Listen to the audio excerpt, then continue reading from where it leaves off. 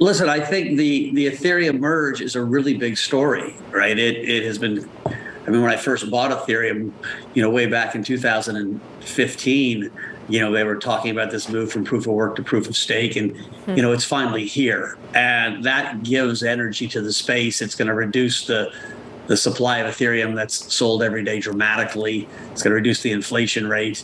And so I think Ethereum has a real story. And, Bitcoin's story is very much tied to the Fed.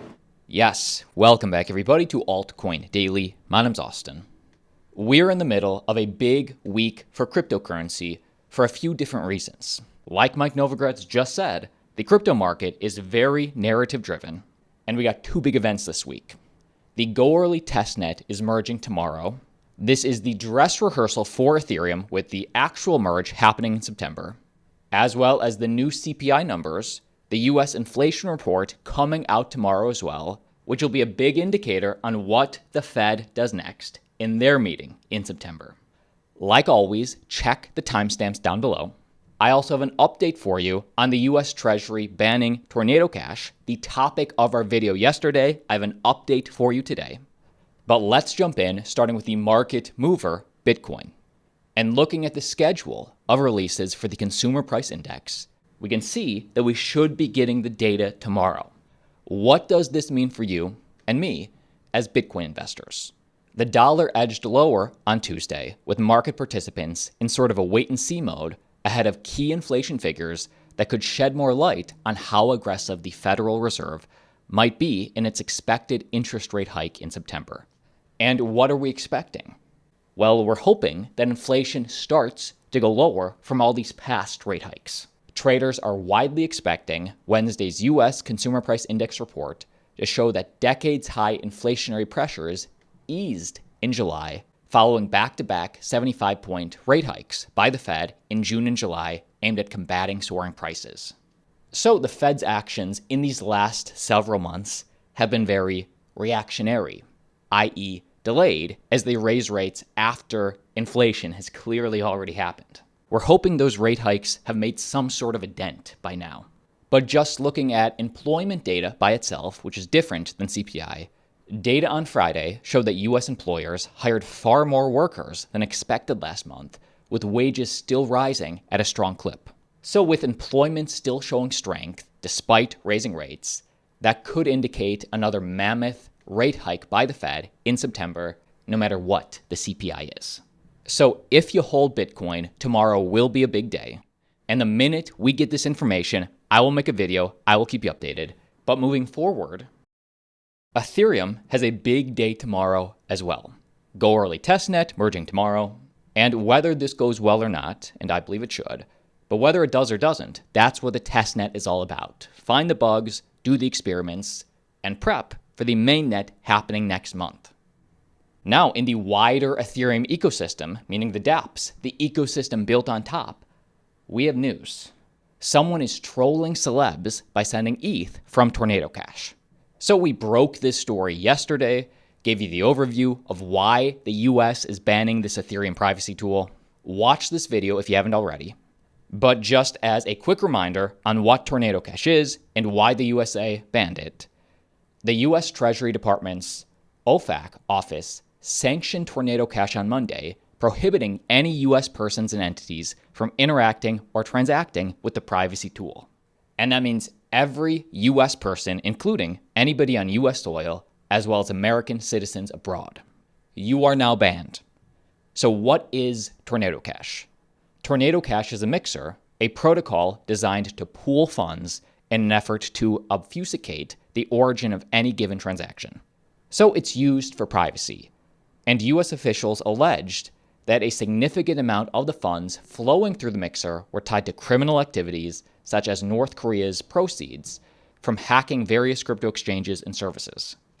So they point to the criminals, but instead of going after those criminals, they take away the tool in general. That's like saying criminals use knives, so let's just ban all knives, cooking knives, any knife, instead of going after the individuals.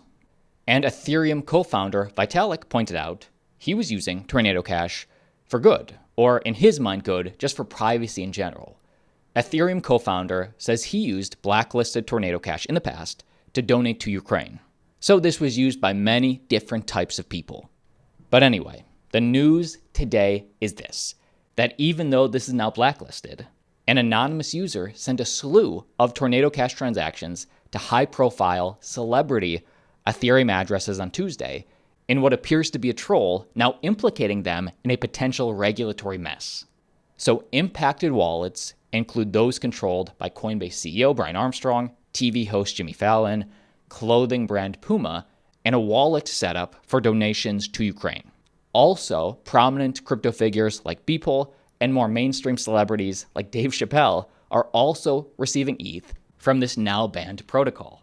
As discovered on Twitter, somebody's out dusting a bunch of wallets from Tornado with 0.1 ETH, laughing my ass off. Now, technically, what this means is, shouldn't those celebrities now be in some sort of legal trouble for interacting with the protocol? That's the rules. Well, this gag effectively points out the absurdity of such sanctions for users receiving funds from the blacklisted addresses that have no power to decline. The open nature of crypto is designed to cut out intermediaries, unlike the traditional financial sector, which would use banks and other financial institutions to act as gatekeepers against such transactions. So we will have to see how this plays out. Obviously, those celebs probably won't get in trouble. And while it isn't possible to block an incoming transfer on-chain, it looks like exchanges and other parties will most likely have to block the addresses individually themselves. Crazy stuff happening with Ethereum right now. And next up, one more thing for the ETH ecosystem, some really positive news from Reddit. Reddit rolls out community points on Arbitrum's new Ethereum scaler with FTX support. So Reddit has millions and millions of daily active users, and they're going even deeper into ETH. Arbitrum Nova, a new Ethereum scaling solution built for games and social apps, has launched to the public. And social giant Reddit will use Nova to scale its crypto-powered community points rewards program. So Reddit is on board, also crypto exchange FTX is on board, and that's two big gets considering Off-Chain Labs just opened Arbitrum Nova to the public on Tuesday. So we know what Reddit is doing, and FTX will enable Redditors to purchase ETH to pay for their on-chain community points transactions on Nova. So basically, FTX will be that on and off ramp for all those Reddit users jumping in and out of crypto. And why Reddit chose Arbitrum instead of other scalers like Polygon, Optimism, etc. Reddit's director of consumer and product communications said, Arbitrum Nova is ideal for its particular use case because the tech is optimized for ultra low cost transactions with strong security guarantees. And yes, because this is a scaler for Ethereum, it does get the security guarantees of the Ethereum blockchain now much faster as they're on a layer 2. Let's keep moving and talk about altcoins. Dave Portnoy's Safemoon position is down 94%, but now he claims he's also being sued by the project. I think this is actually one of a few different lawsuits involving his position in Safemoon, but let's just focus on this one. I put $40K into Safemoon, I haven't withdrawn anyway, it's now worth $2.3K, and I'm being sued. Wow, talk about a bad investment. Portnoy claimed he's being sued by Safemoon, possibly for trashing the project on his show, but didn't elaborate much further.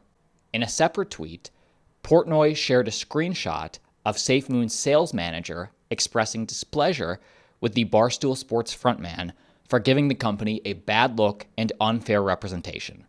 Basically, he just got on a show and trashed it, saying that he regretted, it's down so much and he regretted investing, and it's a poop coin. He just spoke his opinion. And I want to play this clip. This is apparently how he got notified of this lawsuit. He said, this is just from yesterday. Are you effing kidding me? I woke up today to this guy pounding on my door at 8 a.m. for 10 minutes straight. Thought I was under attack. Nope. Just telling me I'm getting sued for shilling Safemoon. I'm the only guy to lose all his money in Safemoon and then get sued for it. Here is that video. It's pretty short, but sweet. It's just a document. It's so stupid. So what time is it right now? What's that? What time is it right now? It's probably like 8:15. How many times were you knocking on my door for this? I just did, like 5 minutes ago. Yeah, but how long were you knocking? I knocked 3 times. Bullshit, you did. My dog's going crazy. No, I just knocked. Literally knocked 3 times. Yeah, All right. Very chaotic. All right. That is the video. My name's Austin. Make sure you check out one of our many other interviews dropped this week. And like always, see you tomorrow.